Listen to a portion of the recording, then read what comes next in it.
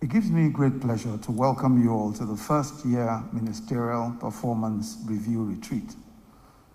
We are meeting at a time that mankind is struggling to overcome the economic and social crisis caused by the COVID-19 pandemic, which has disrupted life as we knew it.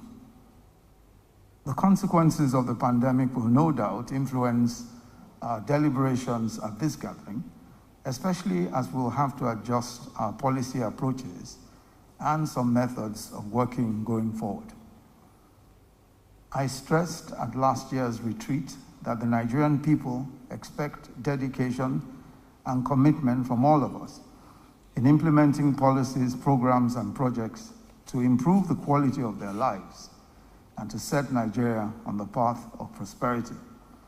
I also reiterated the resolve of this administration to set the stage for lifting 100 million Nigerians out of poverty in the next 10 years. Even today, these remain our overriding objectives.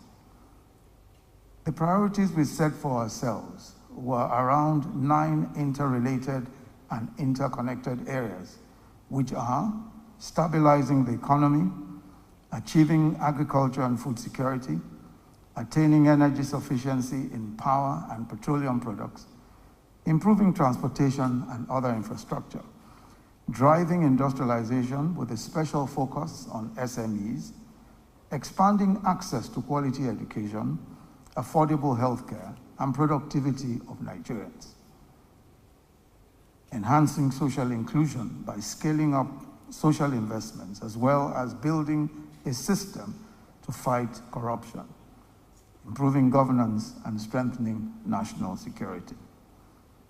In the course of the past year, ministers have rendered reports to the Federal Executive Council on their activities and outputs related to the achievement of these objectives.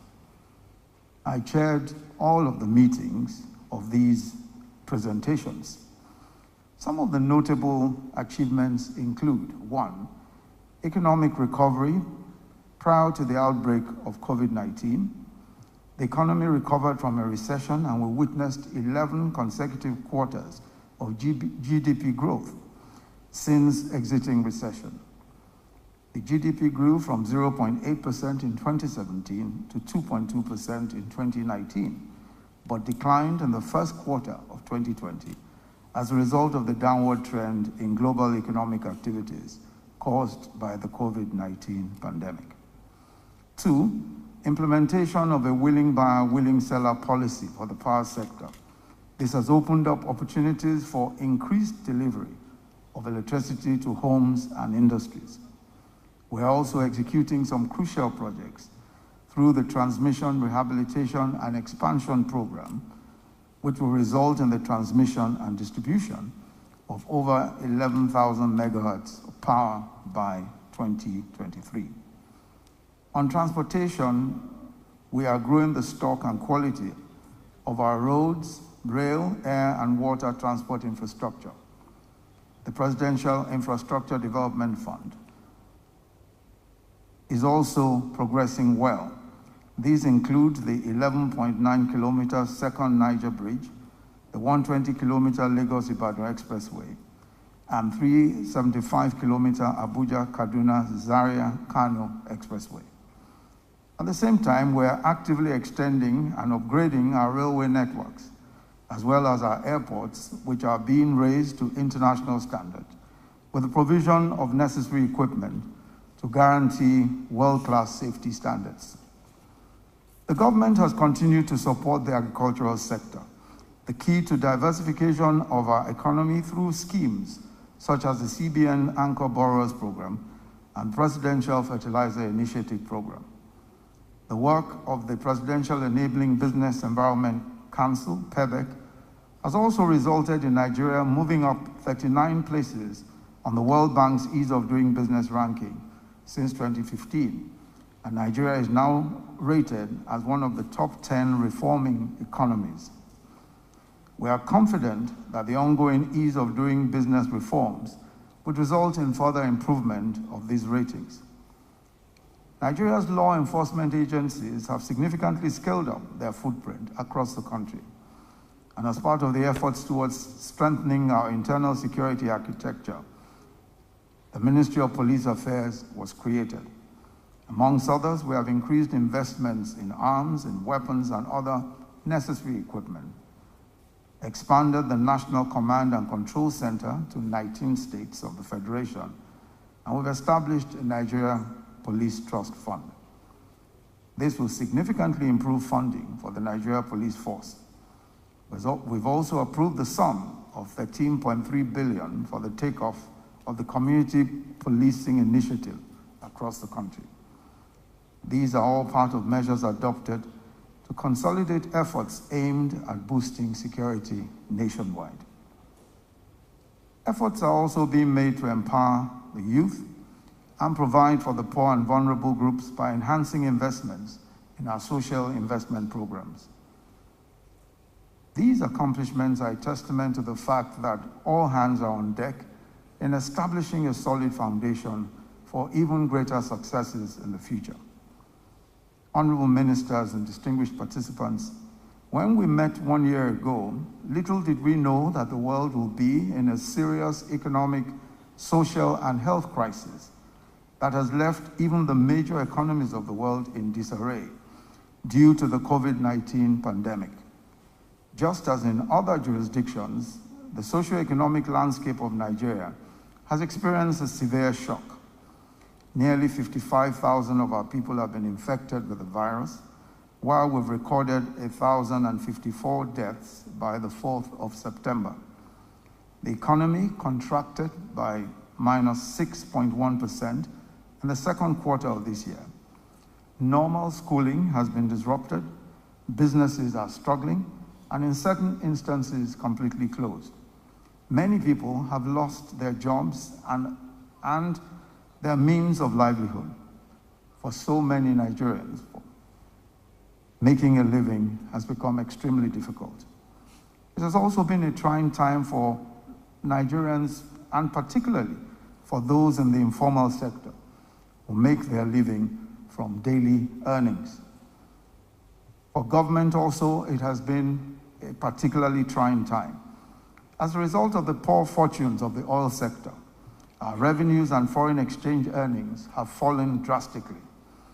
Our revenues have fallen by almost 60%. Yet we've had to sustain expenditures, especially on salaries and capital projects. We acted to mitigate the effect of the economic slowdown by adopting an economic sustainability plan. But we've also had to take some difficult decisions to stop unsustainable practices that were weighing down the economy. The 2.3 trillion economic sustainability plan consists of fiscal, monetary, and sectoral measures to enhance local production, support businesses, retain and create jobs, and provide succor to Nigerians, especially the most vulnerable. In addition to improving the health sector, the plan lays emphasis on labor-intensive interventions in agriculture, in light manufacturing, in housing, and facilities management. It also complements ongoing major infrastructural projects in power, road, and rail by prioritizing the building of rural roads, information and telecommunications technologies, as well as providing solar power to homes which were not hitherto connected to the national grid. Alongside interventions in these critical areas, including agriculture and food security, affordable housing, technology, health, and providing jobs for youth and women post-COVID, the plan will also provide different avenues where government will support micro, small, and medium enterprises to enable them respond to the economic challenges of COVID-19. This includes safeguarding about 300,000 jobs in 100,000 MSMEs by guaranteeing offtake of their priority products and a survival fund to support vulnerable SMEs in designated vulnerable sectors in meeting their payroll obligations and safeguarding jobs from the shock of COVID-19. Under the ESP, the MSMEs component, both the Survival Fund or the payroll support and the guaranteed offtake scheme are to impact about 1.7 million individuals within a 3 to 5 month timeline. Also, 45% of total business beneficiaries will be female-owned businesses, and 5% of total business beneficiaries will be dedicated to special needs business owners. In addition, under the Survival Fund, the payroll support scheme, 250,000 new business names are to be registered at a discounted rate of 6,000 naira by the CAC. But this will be free for MSMEs, while 330,000 transport workers and artisans will get a one-time grant. Following an MOU to be signed by BOI and the federal government, the total beneficiaries for the Survival Fund scheme are about 33,000 beneficiaries per state. Every state will have 33,000 beneficiaries of the Survival Fund scheme, with a minimum payroll support of 30,000 naira and a maximum of 50,000 naira. The COVID-19 pandemic has led to a severe downturn in the funds available to finance our budget and has severely hampered our capacity. One of the steps we took at the beginning of the crisis in March, when oil prices collapsed at the height of the global lockdown, was the deregulation of the price of premium motor spirit, such that the benefit of lower prices at the time was passed on to consumers. This was welcomed by all and sundry. The effect of the deregulation is that pump prices of petrol will change with changes in global oil prices. This means, quite regrettably, that as oil prices go higher, we could see some increases in pump price. This is what has happened now. When global prices rose, it meant that the price of petrol locally would also go up. There are several negative consequences if government should even attempt to go back to the business of fixing or subsidizing petroleum prices, or PMS prices. First of all, it will mean a return to the costly subsidy regime. Today, as we've heard, we have 60% less revenues. We simply cannot afford the cost. The second danger is the potential return of fuel queues, which has thankfully become a thing of the past. Nigerians no longer have to endure long queues just to buy petrol, often at highly inflated prices. Also, as I hinted earlier, there is no provision for fuel subsidy in the revised 2020 budget, simply because we are not able to afford such a cost. If reasonable provisions must be made for health, education, and other social services, we simply cannot sustain petroleum subsidies. Nevertheless, I want to assure our compatriots that Nigeria is extremely mindful of that the government is extremely mindful of the pains that higher prices may mean at this time, and we do not take the sacrifices that all Nigerians have had to make for granted.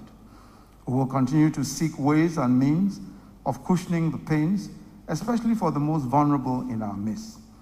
We will also remain alert to our responsibility to ensure that marketers do not exploit citizens by raising pump price arbitrarily. This is the role that government must play through the PPRA.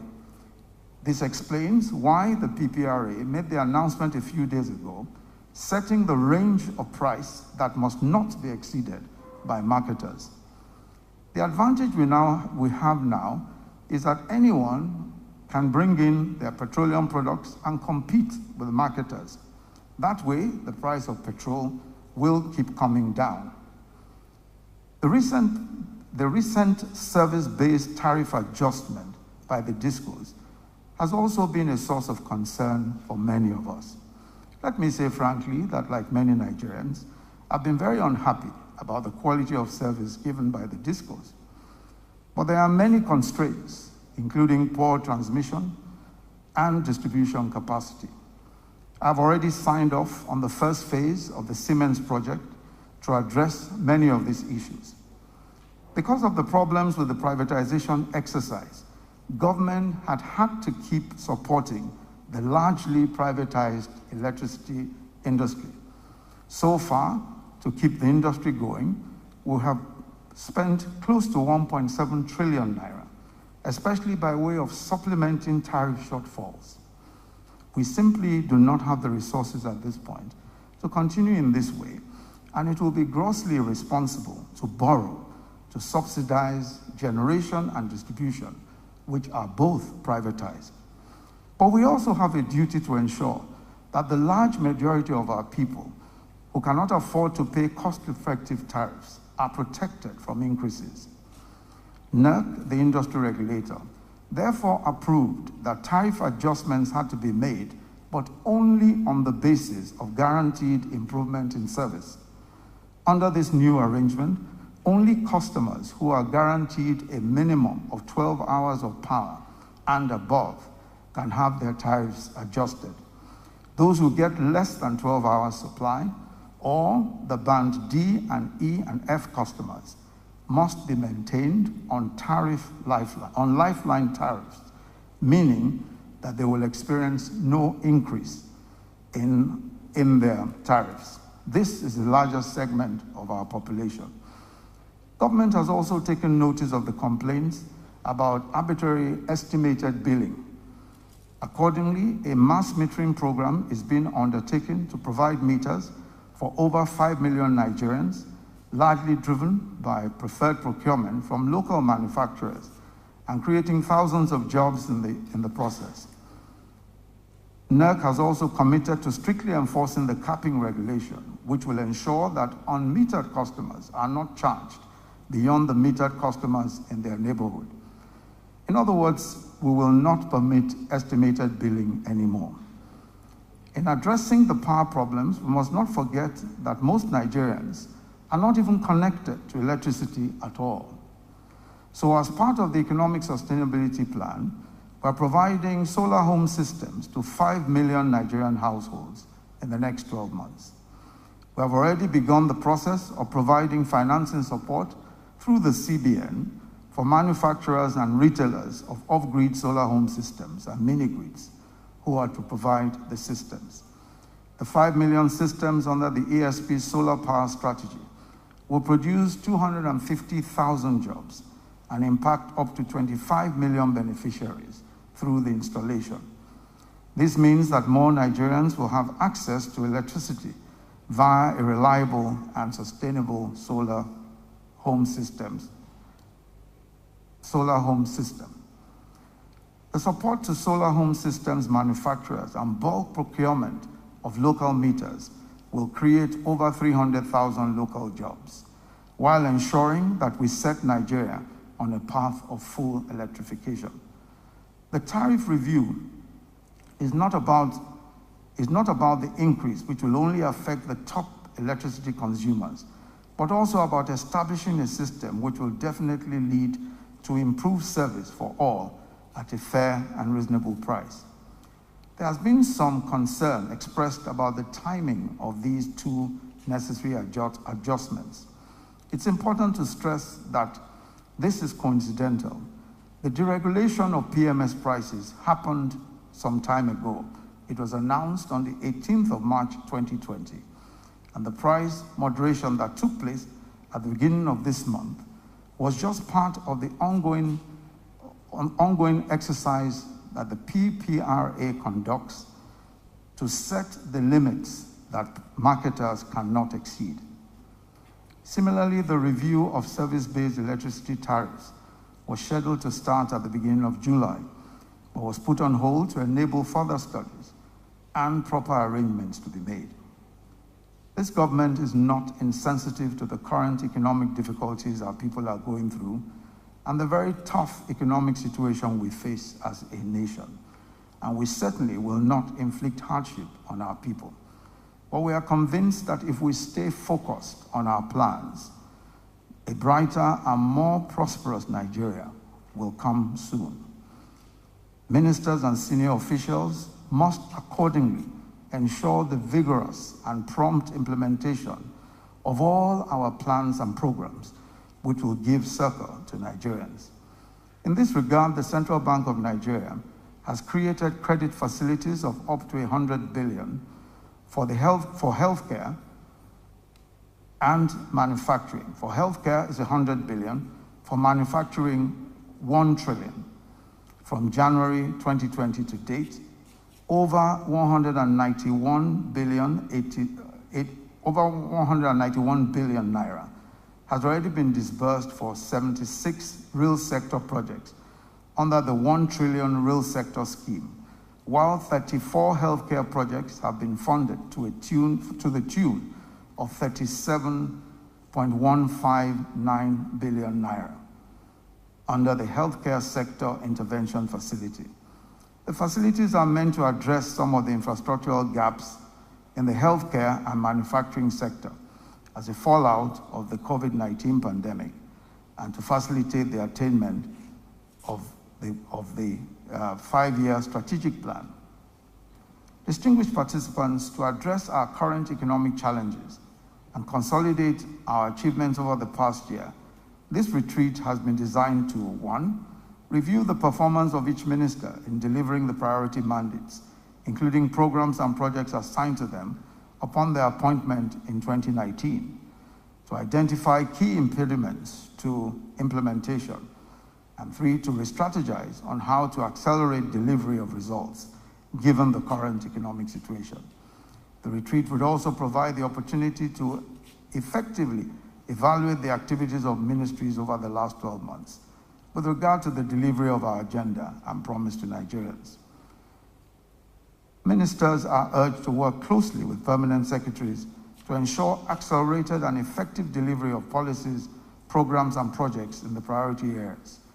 I've also directed the Secretary to the Government of the Federation to intensify efforts at deepening the work of the delivery unit under his coordination towards ensuring effective delivery of government policies, programs, and projects in the coming months.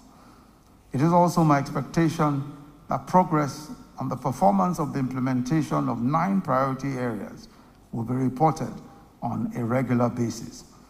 In closing, I encourage optimal participation and contribution by all participants while observing all the necessary safety protocols and compliance with COVID-19 guidelines. On this note, it is my pleasure to formally declare the retreat open. I look forward to very fruitful sessions and stimulating exchange of views. Thank you very much. God bless the Federal Republic of Nigeria.